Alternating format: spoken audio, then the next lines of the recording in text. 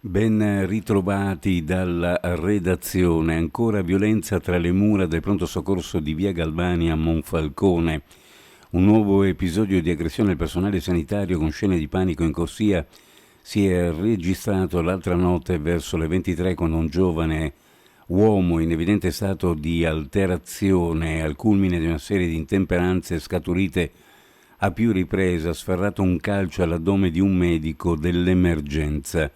La persona in questione, un 22enne di nazionalità bosniaca, titolare di una ditta, già prima aveva concorso a spaventare oltre misura un'addetta del 118, al punto da costringerla a ricevere le ineludibili e concomitanti chiamate di soccorso, cui non può per dovere professionale ed etica sottrarsi, solo sotto scorta di un secondo collega munita di spray al peperoncino.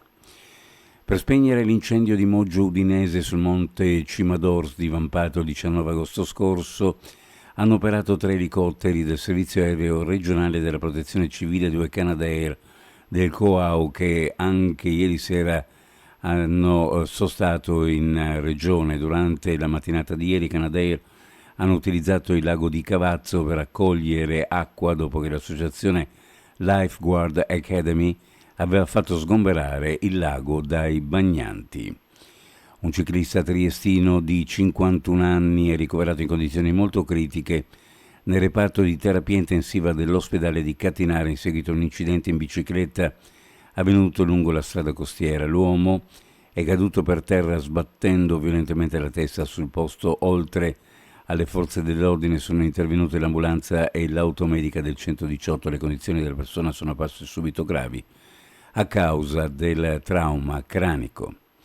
Definiti e concordati gli interventi da realizzare, impostata la programmazione di tutti i lavori necessari alla riapertura dell'esercizio dello storico tram di Opicina entro la fine dell'anno. Ne dà notizia una nota congiunta diffusa dal Comune di Trieste e Ansfisa, Agenzia Nazionale per la Sicurezza delle Ferrovie e delle Infrastrutture Stradali e Autostradali.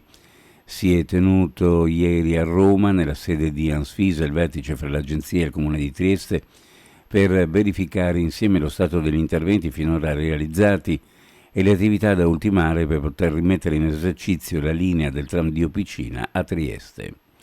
Uno sguardo alle previsioni meteorologiche per la giornata: cielo in prevalenza poco nuvoloso.